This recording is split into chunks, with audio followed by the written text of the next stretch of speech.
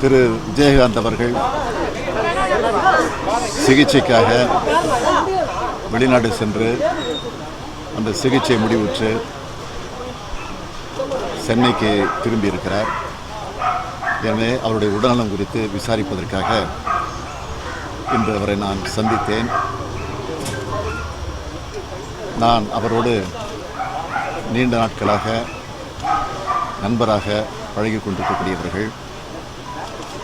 அவரை விட வயதில் ஒரு வயது குறைவாக இருந்தாலும் என்னை அவர் மரியாதையோடு அண்ணன் என்றுதான் அன்போடு தொடர்ந்து அழைத்து கொண்டிருக்கக்கூடியவர்.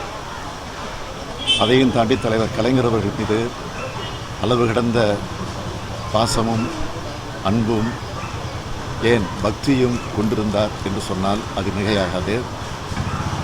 அவர்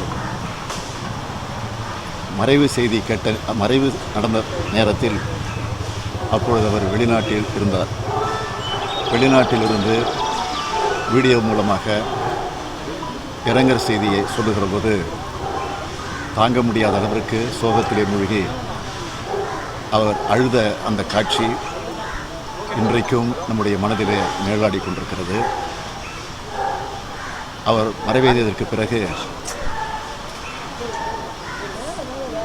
நேரடியாக வெளிநாட்டில் இருந்த காரணத்தால் நேரடியாக வந்து அஞ்சலி செலுத்த முடியாத ஒரு சூழ்நிலையில் அதற்கு பிறகு சிகிச்சை முடிந்து இந்தியா வந்ததற்கு பிறகு விமான நிலையத்திலிருந்து நேரடியாக தலைவர் கலைஞருடைய நினைவிடத்திற்கு வந்து அஞ்சலி செலுத்திய அந்த காட்சி உள்ளபடியே அவர் கலைஞரிடத்தில் எந்த அளவுக்கு பக்தி வைத்திருந்தார் என்பது நன்றாக புரிந்து கொள்ள முடியும். அவர் நல்ல முறையில் தேறி வந்திருக்கிறார்.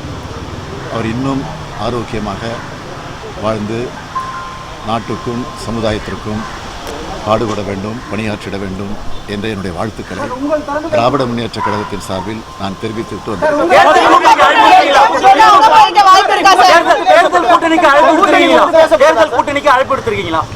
அது மாதிரி அரசியல் பேசுவதற்காக நான் வரல. உடல்நலத்தை பற்றி விசாரிப்பதற்காக ஒரு மனிதாபிமான உணர்வோடு நான் அவரை சந்தித்தனை தவிர நீங்கள் எதிர்பார்ப்பதைப் போல அந்த சந்திப்பு இல்லை.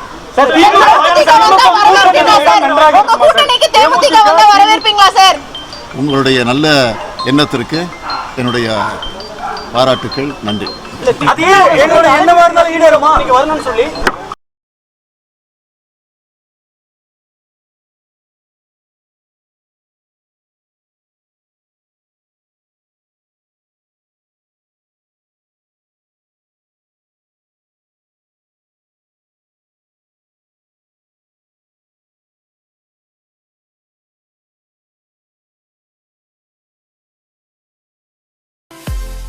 மின்னம்பலம் யூடியூப் பேஜை சப்ஸ்கிரைப் பண்ணுங்க.